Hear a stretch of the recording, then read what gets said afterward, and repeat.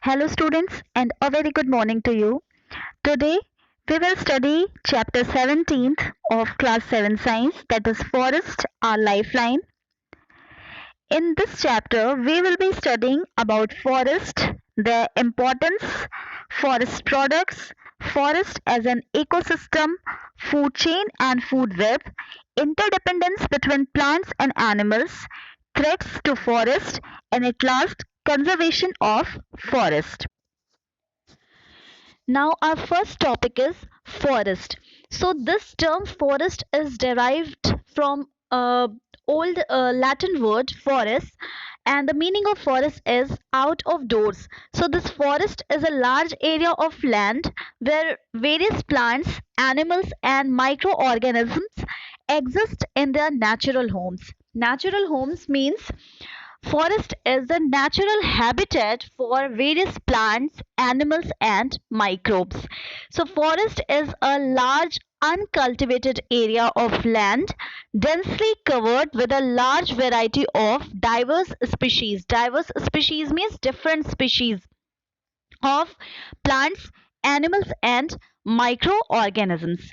And this for in the forest, different type of plants, animals, and microbes are present, and this area is uncultivated, means this is not created by humans, and this area land area is a forest land area is without any fencing, means no any boundary is there. As we can see in the parks and in the agricultural lands which is created by human beings, they are with fencing. There are proper fencing in the parks and in the agricultural lands, but there is no any fencing, no any boundary made by human beings in the forest. So that is why forest is uncultivated area of land which is densely covered with different varieties of plants, animals, and microorganisms. Then all the forest, they do not have same types of trees and plants because of the different climate and soil. So just because of depending upon the different climatic condition, each and every region have different type of forest, and in those forests different type of plants, animals are present. So some of the trees which are found in the forest of our country are sal, teak, shisham, neem, semal, bamboo. So many trees are there which are present in the forest. Now, just like plants and trees, so many types of different types of animals also, they are present in forest depending upon the climatic conditions. So some of the animals which are found in the forest are elephants, monkeys, different type of birds, different type of snakes, all type of means carnivores, herbivores, as we have studied. So different type of animals are present in the forest, and forest, they are considered as the national wealth, as they provide many things. We get so many things, so many forest product we get from forest. That is why forest resources, they are very important, they play very important role in the economy of any country. Okay, and forest is very important because forest is a very big habitat. It provides home to many plants, many animals, microorganisms, as well as forest acts as a purifier of air and water. Forest acts as a purifier of air. Why? Because the leaves of the trees and plants, they clean the air by trapping dust from the air. The dust particles which are present in the air, these dust particles are trapped by the leaves of the plants and trees. And you all know plants, they do photosynthesis by making their food, and they release oxygen also. So plants also release oxygen in the air, and the forest also acts as a purifier of water. Why? Because trees, they suck the dirty water, their roots, they suck the dirty water from the soil, and they make the pure water available in as the rain, because they suck the water, means they absorb the water from the soil, and then through transpiration they release the pure water vapor, and through water cycle it is recharge. It is again it come back to the soil, means again it come back to the earth. So they act as a purifier of air as well as of water. So students, our next topic is layers of a forest. Forests consist of different horizontal layers of vegetation, but mainly five layers are there. Means these horizontal layers are divided into five parts. Five layers are there: canopy, understory, shrub layer, herb layer, and forest floor. So first one is canopy, means the uppermost branches and leaves of tall trees. They act as a roof cover or they act as umbrella. As you can see, suppose this is the tallest tree in the forest. So these branches and it leaves, it they act as a roof, okay, or they act as an umbrella. Or you can see in this tree also, the branches, their leaves, they act as a roof or they act as an umbrella. So this is the uppermost part, which is made up of branches and leaves, and which act as roof or umbrella over the forest ground. It is called as canopy. So canopy is the highest layer of the vegetation in any forest, and this part, canopy of any tall tree, they get the maximum amount of sunlight, and they also determine the availability of sunlight on the layers of different vegetations which are found below the canopy of tall trees. Now next thing, crown. The branchy part of trees above the stem is called as the crown of the tree. As suppose we are talking about this tree, so this is a stem, okay, and the part which is present above the stem, means these branches and the leaves, all this part, it make the crown of this tree. Next one, understory. So the vegetation that grows under the shade of tall trees and big trees is called understory. So as you can see in this diagram, you can see this is the canopy because these are the roof like structure formed by the tall trees, and these are the plants, these are the trees basically. They are smaller in height than the tall trees.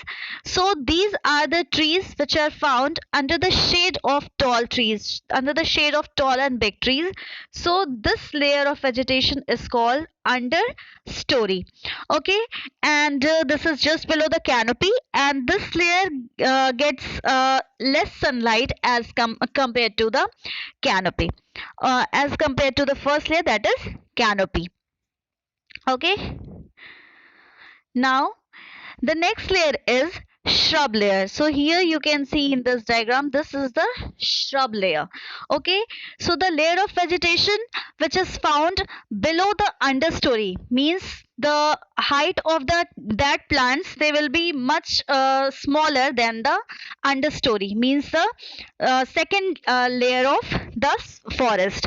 So the layer of vegetation which is found just below the understory, this layer is called shrub layer, okay, means suppose here understory is there, so the plants which are found below the understory, they will make the shrub layer, and basically they are this layer consists of mature shrubs and bushes. Mainly they are having the height of 1 to 2 meter, and the animals, they also found in this layer only, and these plants, they produce fruits. Basically the fruits, they are dispersed by the animals because animals live there, they used to eat on the fruits and they spread the seeds on the different places. Next layer is herb layer. So herb layer is the layer of vegetation which is found below the shrub layer because herbs are much smaller than the shrubs. So they are much smaller than the shrubs, they are found below the shrub layer. So here you can see this is the ground layer, and ground layer, it is generally it is shrub layer, this is herb layer. So in this layer some plants are present, as so many type of herbs are there, ferns, grasses. So this is the lowest layer of the vegetation in the forest, consisting of height of below or less than 1 meter. Now next and last layer is forest floor. So this is a forest floor. The ground surface of the forest is called forest floor, means the lowest layer where different type of plants are present, that mosses are present, liverworts, there are bryophytes. About bryophytes you will be studying in higher classes. Lichens you all have studied. So such type of organisms, such type of plants are found on the forest floor. This is generally dark in color because less amount of sunlight comes on the forest floor because of the large canopy of the tall trees. So this is generally darker in color, and this is the ground surface of the forest. Next, types of forest. So about 3.9 billion hectares of land area of the earth is covered with forest, and forests are divided into three major groups, three major categories. So first one is coniferous plants. So these forests are coniferous forests. So these forests, they are made up of trees that are coniferous. Coniferous means cone bearings, and they are evergreen trees. They consist of conifers. Chiefly, they are having conifers as pines, firs, spruce, and so many other evergreen trees are there which have cones and needle-like leaves. So, two examples of these coniferous plants, which are mainly found in that regions, as you can see in that in this area also, they are cultivated in the gardens, that is cycas and pinus. Pinus has needle-like structure. This is very, if you have seen casuarina tree, so just like that, their leaves, pinus also have needle-like trees, needle-like leaves. Okay, so that are these are the plants which are found in that region, in that forest. And these forests, they extend as in the north polar region, and a high mountain in Europe, Asia, and North America.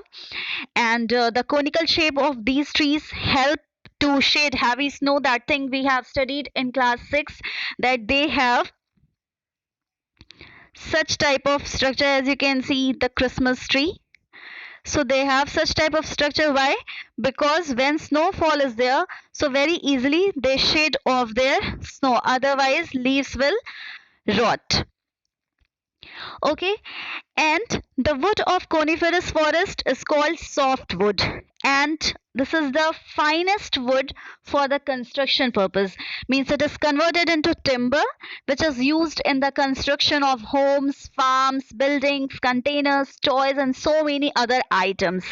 Okay, and the softwood also we get pulp from it, which is used in the manufacture of paper and so many other products. Now, next type of forest is temperate deciduous forest. So, most of the trees in temperate deciduous forest have broad and flat leaves which allow maximum transpiration. And they lose their leaves in every autumn and grow new leaves in spring. That is why they are called deciduous forest or deciduous plants. So, some of the examples of the plants which are found in such type of forest are maples, ashes, beeches, chestnut, hazels, oak, and so many other plants are there. Temperate deciduous forest covers large area of North America, Central Europe, East Asia, and Australia. And the dense and strong wood of deciduous trees is called hardwood, which is used in making furnitures. So, about the structure of softwood and hardwood, you will study in higher classes. Now, next type of forest is tropical rainforest. These are also their evergreen forest. So, these forests, they have warm and wet weather all year, and these regions include North America, Central America, northern part of South America, Central and Western Africa, Southeast Asia, New Guinea, and Pacific Islands. And in India, it is these type of forests. They are found in Assam, Meghalaya, Andaman and Nicobar Islands, and slope of Western Ghats. And most of the trees in tropical rainforest, they are broad leaf trees, means they are trees they are having broad leaf, and just because of warm and wet weather they never completely lose their leaves, means trees they never completely lose their leaves, that is why they remain evergreen throughout the year. And many type of trees they are found in tropical rainforest as mahogany, teak, ebonies, rosewood, and so many other type of trees are present. And this tropical rainforest, it supports a large variety of animals and plants, that thing we have already studied, because of the availability of water and food. Now, next topic is importance of forest. So we know that forests are important to us. Forests are useful to us in many ways. Some of the importance of forests are as follows. As first one is prevent soil erosion. So forests prevent soil from being washed away with water or blown away with wind by holding it together in their roots. Means the roots of the forest plants or trees, they used to hold the soil with them, and they prevent soil erosion, and they also prevent land degradation. So in this way they keep the land fertile. Next one is control floods.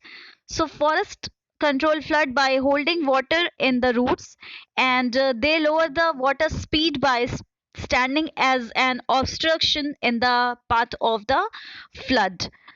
Next one is purify air. So plants purify air by using carbon dioxide in photosynthesis. We all know that plants use carbon dioxide as a raw material. They take that carbon dioxide from the atmosphere through their stomata for the process of photosynthesis, and during the process of photosynthesis they make oxygen, so they release that oxygen in the atmosphere. So forests they provide clean fresh air for breathing, and they maintain a balance of oxygen and carbon dioxide in the atmosphere. That is why forests are called green lungs of earth. Next importance is source of food. So forests provide food to all wild animals directly or indirectly. Herbivores they eat plants, carnivores they eat herbivores. So we know that forests provide food to almost all plants directly or indirectly. All animals they depend on plants, they depend on trees for their food. So herbivores they directly eat plant or plant products, and carnivores they prey upon herbivores. So plants, so forest is the very important source of food for animals. Next importance is noise absorber. So forest absorb the noise of the nearby highways, means it absorb the noise of all vehicles, and it reduce the noise pollution. Next, regulate climate and water cycle. So trees keeps the air cool by evaporation of water from the leaves, which is called transpiration, and they also help in rainfall, maintain water cycle, and recharge groundwater. We all have studied about water cycle, so we have studied that transpiration is the very important part of the water cycle, in which water vapor is added to the atmosphere. Water vapor is mixes in the atmosphere, and that water vapor it comes out from the plants by the process of photosynthesis. So that water it rises high in the atmosphere, and again it condenses and comes as rainfall, comes as rainwater. So it plants or forests they maintain the water cycle, and just because of that water they recharge as the groundwater also. And again they absorb the water from the soil, and again that bring water back to the soil as rain. So this cycle continues. Now, agent of percolation. So forest acts as speed breakers of nature for heavy rains, which may damage the upper fertile layer of soil, because they bind the soil with their roots. The soil has a lot of humus which absorb most of the rainwater. Humus absorb the rainwater, and it seeps down in the ground and recharges the groundwater. Then check air pollution. So forests reduce carbon dioxide concentration in the atmosphere. Why? Because they absorb that they absorb that carbon dioxide for the process of photosynthesis. And trees bind soil particles together and decrease the dust contamination. Dust contamination means the suspended particulate matter, which is called SPM, which is present in the air. So mainly the leaves of the plants or trees, they absorb that dust particles, and they prevent the air pollution. Next, maintain supply of nutrients. So trees make soil fertile by recycling of the nutrients. How?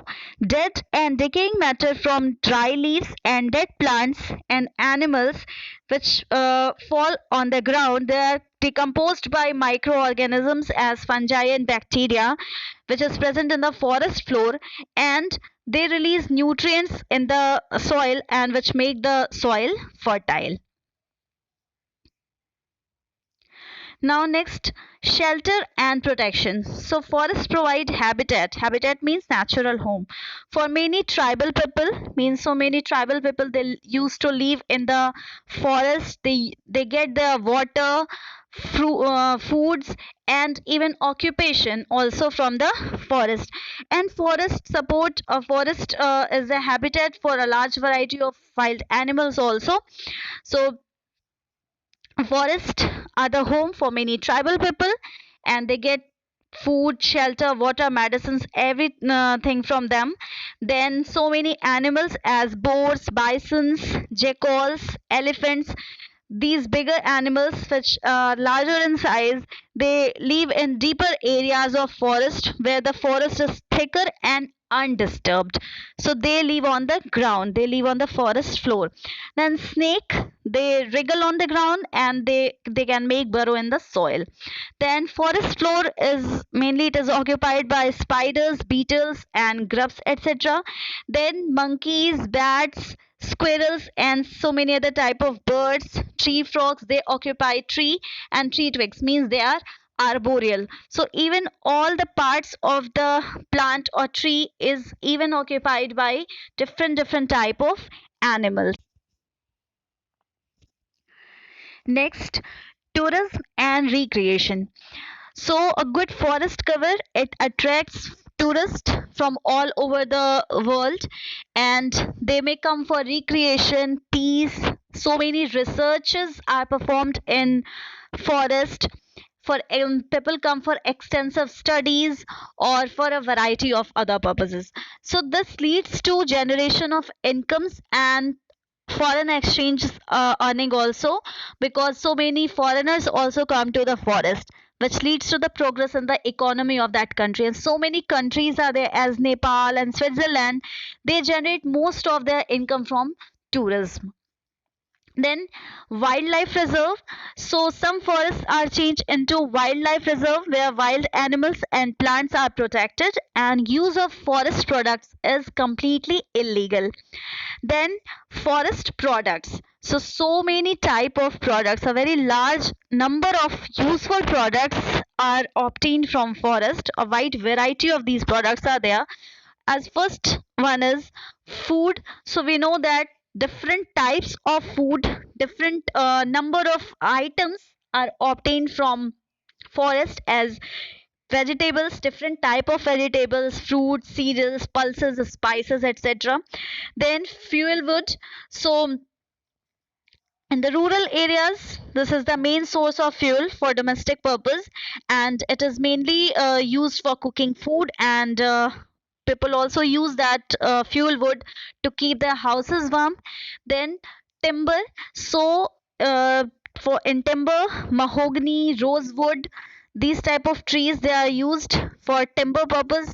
So many other trees are there as sal and teak. So these are the products which are used for making furnitures, railway sleepers, and so many other things. As some of the trees, they are used for making matchstick, packing boxes, common furnitures, etc.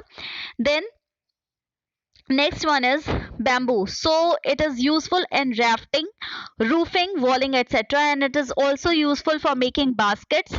And we all know pulp of the bamboo is used for making paper and newsprints. Then essential oils. So many essential oils are obtained from rosha grass, khas, sandalwood, etc. And these oils are used in the production of soaps, cosmetics, perfumes, confectionaries, medicines, etc. Now next product is lac. So lac is produced by an insect living on the trees of palash and kusum. Kusum trees you can see in the Kushmi jungle. Whole Kushmi jungle is covered with the kusum tree. Palash, you all know, it is in Hindi it is called as tesu, and in English it is called as flame of the forest because of its bright red colored flowers. So the lac insect, it lives on the trees of Palash and Kusum, and the female bug, the larva of that insect, female insect, it secretes the resinous secretion. Some raisins it secrete, and that resin is lac. So it is used in making shellac. Shellac is actually when that resin is dried resin is dissolved in alcohol, then it is called as shellac. It is also used in making varnishes, so many type of dyes or colors, etc. Now next one is rubber. So rubber is the white milky latex of rubber plant, which is used in making tires, tubes, raincoats, belts, sport goods, etc. Then tannins. So tannins are found in almost all the plants and all the plant parts, as it is found in bark, wood, leaves, fruits, roots, etc. In all plant it is found, but in some plant it is found in very great amount. Actually this is the secondary metabolite. Secondary metabolite you will study in higher classes. So this is the type of chemical which is present in plant, and this is the natural defense system which is given by nature to the plants, because when tannins are present, and that part bacteria and other fungus or other microorganism, they cannot attack on that part of the plant. So this tannin protect the plant parts, that particular plant in which it is present, it protect them from the fungal infection, from the bacterial infection, or it has antimicrobial effect. So tannins, they make the wood durable and hard, and it is also used in making inks, dyes, and it is also used in tanning industries. Then katha. Katha, I think you all know, it is obtained from the wood of kher tree, and it is used in the one of the delicacy of India, that is pan, and it is also used in making dyes. Then raisins and turpentine oil, it is obtained from pine trees and it is used in paints and varnishes. Then camphor, peppermint oil, belladonna, and so many other plants are there from which medicines are obtained. Rita and shikakai, they are obtained from the plants, and they are important ingredients of soap and shampoos, and sometimes they are the substitutes of soaps and shampoos. Now, forest as an ecosystem. So we know in class 6 we have studied about ecosystem. We have studied about that there are two parts, the two components are there for ecosystem. So we know that living things means living organisms, and their environment together they form ecosystem. And ecosystem has two components, that is living component and non-living component. In non-living component, soil, water, air, these are the non-living components, and plants, animals, and microbes, they are the living components of the ecosystem. So these living components, they are classified in three categories. First one is producers. So we know green plants are autotrophs. Why they're autotrophs? Because they can make their own food. But they're also called as producers. Why they're called producers? Because they make food for others also, they make food for all non-green living forms. Non-green means they cannot do photosynthesis and they cannot make their own food. That is why they get the food from plants. So the green plants, we all know, they get the solar energy from the sunlight and they use it for making food by the process of photosynthesis. Then consumers, so animals and non-green plants. About non-green plants also we have studied in chapter first. So animals and non-green plants, they obtain nutrient, they obtain their food from the green plants, and these animals are called consumers. They are called heterotrophs. Why they are called heterotrophs? Because they cannot make their own food and they get food from green plants. So on the basis of the food they eat, consumers are of following types. Heterotrophs are of following types. First one, herbivores. We know the animals that eat plant and plant products, they are called herbivores. So herbivores as cow, goat, buffalo, they are herbivores. So they are also called as primary consumers. Next one is carnivores. So carnivores are the flesh eaters as lion, tiger, etc. And they are called secondary consumers. Then omnivores. Omnivores means the animals that eat both plants, plant products, as well as flesh of the other animals, as man, crow, bear, house sparrow. So these are the omnivores. And next one is scavengers. So scavengers who eats on dead and decaying materials as hyenas, vulture. These are the scavengers. Now, next category of or next component of living part is decomposers. So, decomposers are their microorganisms as bacteria and fungi, and they decompose and destroy the dead remains of plants and animals, and they convert them into humus. So again, the nutrients they return back into the soil and they increase the fertility of the soil. Now our next topic is food chain. So as in your previous classes you have studied that all living organisms, they depend on each other directly or indirectly. Means we know that all living organisms, they may be of either autotrophs or they may be heterotrophs. So autotrophs are the green plants which can make their own food, and heterotrophs which cannot make their food and they depend on autotrophs means green plants. That is why green plants are also called as producers and heterotrophs are called as consumers. So consumers may be herbivores or carnivores both. Means all animals, either they are herbivores or carnivores, they depend on plants for their food.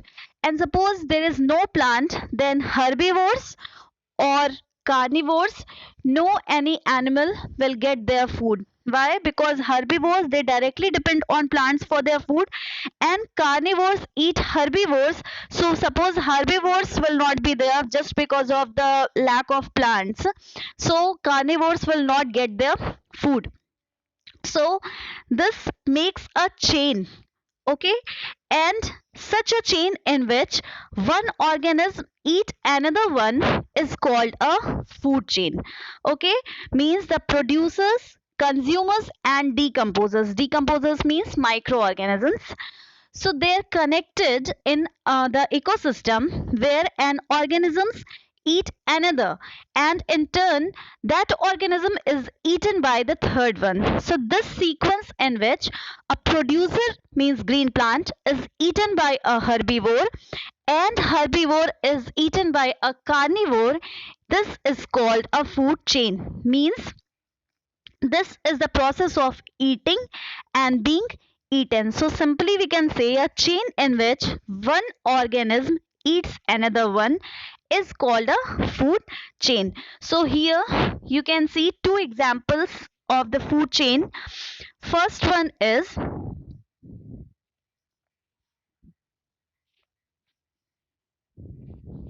this is the first one. This is the food chain of that occur in a forest. So you can see It's always start with the producer and it ends with the top carnivore. This is the top consumer. Okay, so here we can see this is grass, this is the producer, and from this side herbivores, then carnivores are there. So this is the side of consumers.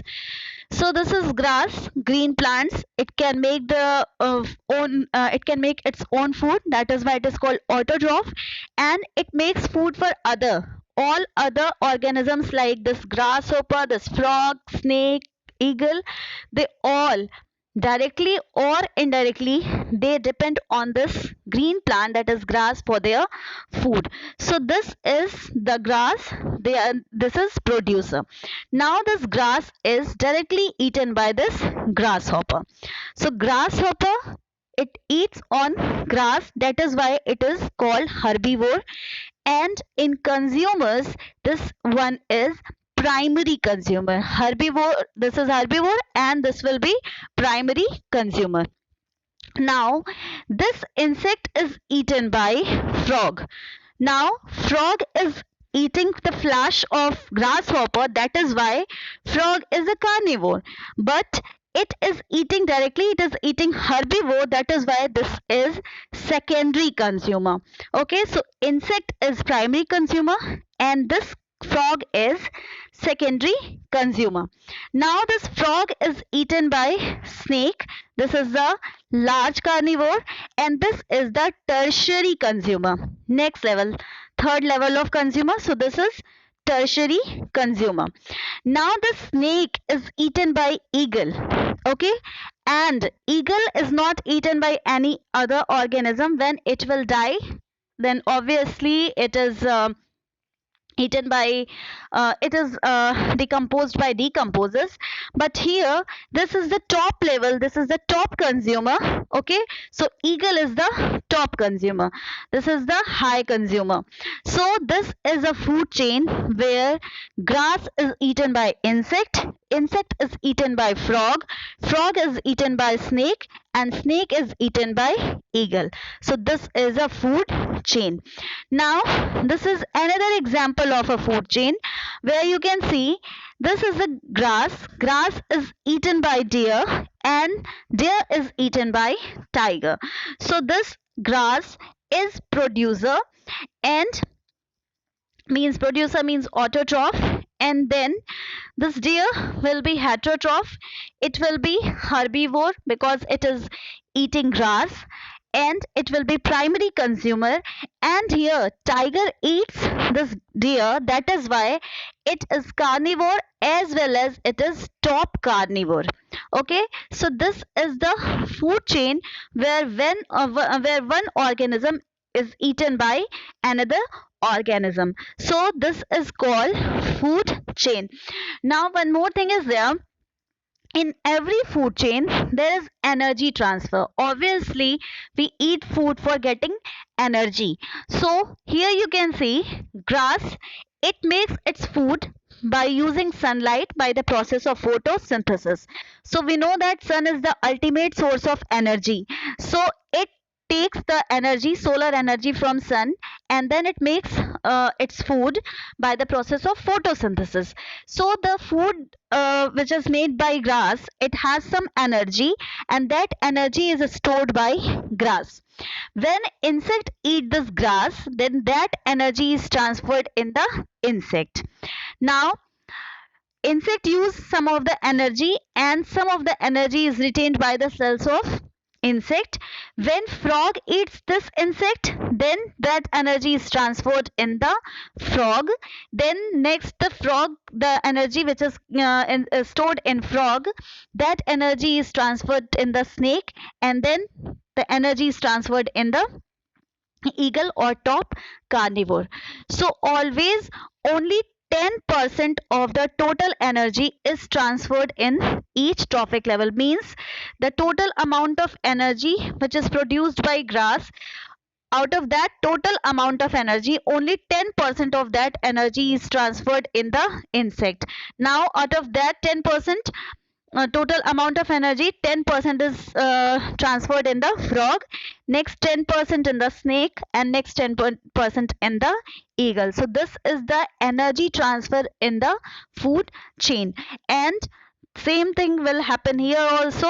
10% of the total energy stored in the grass is transferred in the deer, and out of that 10% is stored by the deer is transferred in the tiger. So this is the energy transfer in a food chain. So next topic is food web. Food web is a complex feeding system, and in a food web, many food chains are interlinked. So why many food chains are interlinked? Suppose we are talking about a food chain in a forest. It doesn't mean only one food chain is there. Suppose in food chain, as food chain, we have studied that grass is eaten by grasshopper is eaten by frog, and so on. So suppose there is a food chain. It doesn't mean that in forest only one food chain is there. Simultaneously so many food chains are running at one time. And why this happens because suppose in any case one food chain is disturbed, then other food chain will be there to support the animals of that feeding level or that food chain. Okay, so interlinked food chains is called food web. Okay, food web means there is so many food chains are there and they are interlinked. So here we are having two examples of food web. This is the food web that occurs in a pond, and this is the food web which occurs in a forest. So you can see these are the plants, green plants.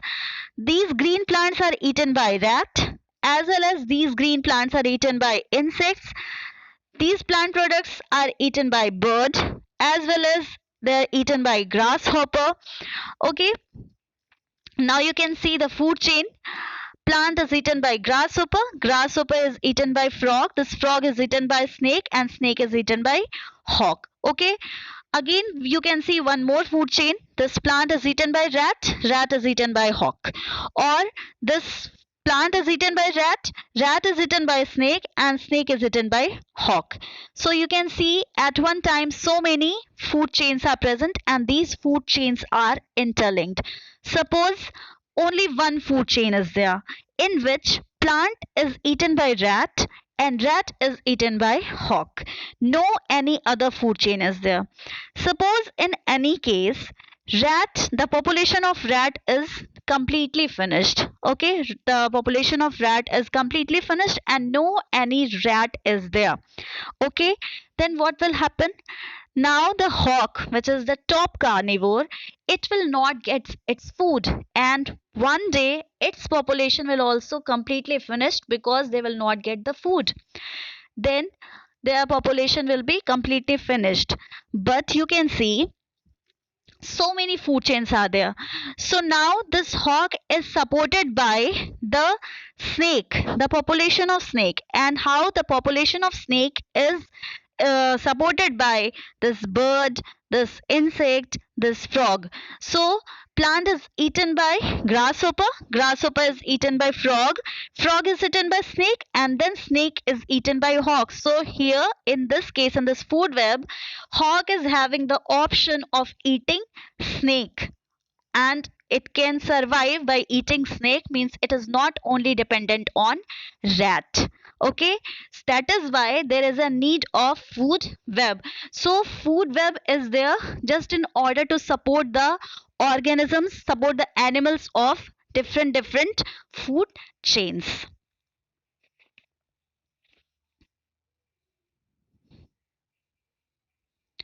Now next topic is interdependence of plants and animals in forest. So interdependence means the way in which living organisms they depend on each other in order to remain alive, grow and reproduce. Okay, so we know that plants cannot survive without animals and animals cannot survive without plants, and they are interdependent on each other through food chain, carbon dioxide cycle and oxygen cycle. So these three things are there These three things are there, that is food chain, carbon dioxide and oxygen, which are used by animals as well as plants. Okay, so first we will see dependence of plants on animals, means how plants are dependent on animals. So first of all, carbon dioxide released by the animals during respiration and is needed by plants for photosynthesis. So we know that plants we know that animals, they release carbon dioxide gas during the process of respiration, and that carbon dioxide gas is required by plants to make their food by the process of photosynthesis. Next thing, we have studied that the pollination of flower or for seed formation, it is also done by animals. Animals means so many animals are there, birds are there, which help in the pollination of flowers.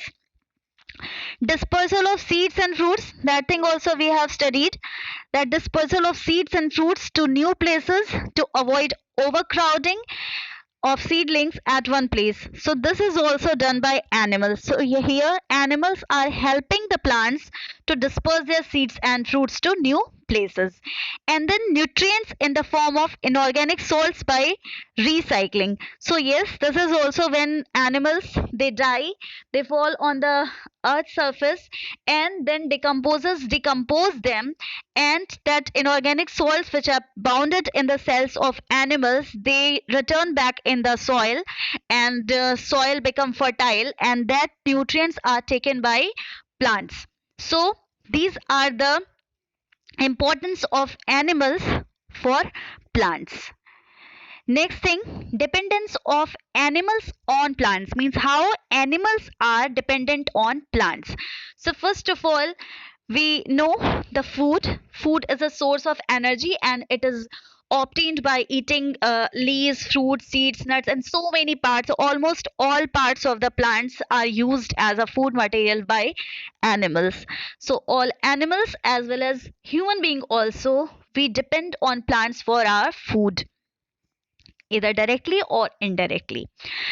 Then oxygen, which is needed for respiration, and this oxygen is released by plants during the process of photosynthesis. We know that along with their food, plants produce oxygen during the process of photosynthesis, and this oxygen is required by all animals for respiration process.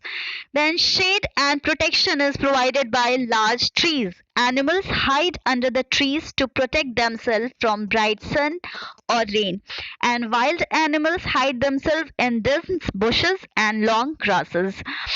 And human beings also, they also use the wood, means as a form, in the form of timber, and they used to make houses.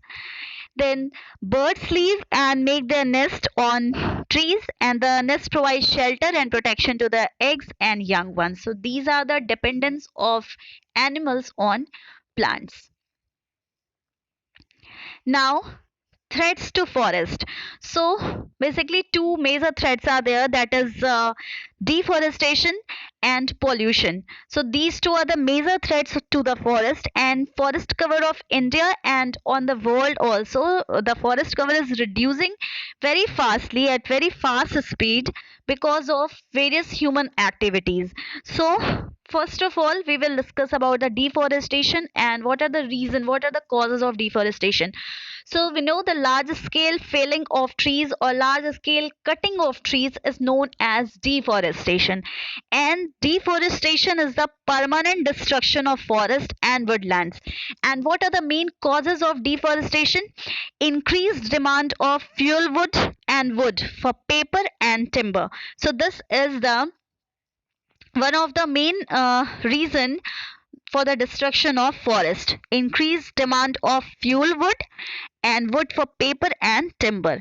Then increased demand for land for industries, houses, roads, railway tracks, and other transport facilities. And why?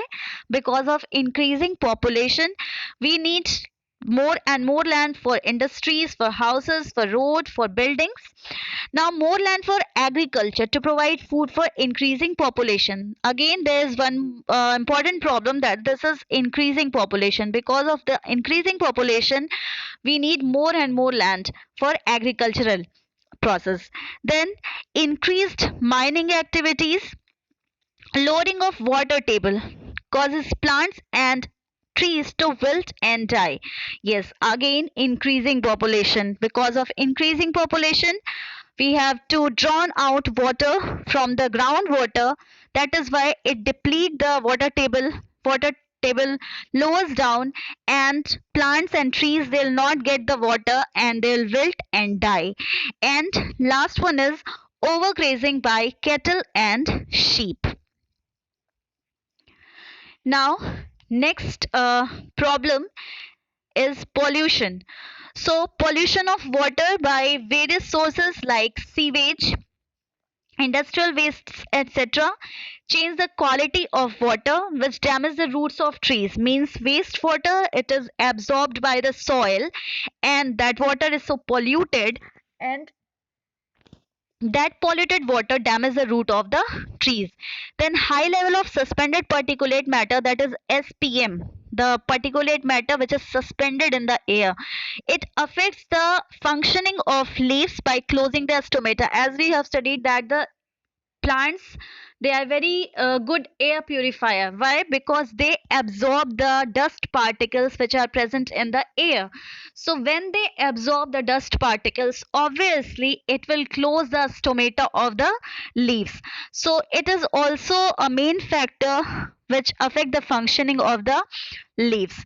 Now, forest fire, it is also responsible for the destruction of forest on a larger scale. Now, what are the consequences of deforestation? So, first one is increase in overall temperature of the earth, that is global warming. How global warming is related to the deforestation? We all know that that the plants are the main absorber of carbon dioxide. Plants absorb carbon dioxide for photosynthesis process. So suppose no plants are there, then what will happen? The amount of the concentration of carbon dioxide will increase in the atmosphere, and which increases the overall temperature, that is global warming. Then lesser rainfall causes desertification. Desertification means conversion of good fertile land into dry and barren land. So how it is related to lesser rainfall? We all know that plants, they perform transpiration process, which help in the process of water cycle, and which causes good rainfall. So in that case, when deforestation will be there, no plants will be there, so lesser rainfall, it causes desertification. Then increased soil erosion. Increased erosion because plant roots, trees roots, they are the good soil binder, which bind the soil and prevent the soil erosion or soil degradation. Then unbalanced ecosystem leads to depleted groundwater and disturbed oxygen and carbon dioxide ratio in the atmosphere. Yes, because plants will not be there, then they will not no any carbon dioxide absorber will be there, and animals, they keep on releasing carbon dioxide by the process of respiration, and no any carbon dioxide absorber will be there, and animals will not get the oxygen. Then danger to wildlife and loss of forest produce. Danger to wildlife because forest is the natural habitat of wildlife, and loss of forest produce, if no forest will be there, then we will not get any type of forest product.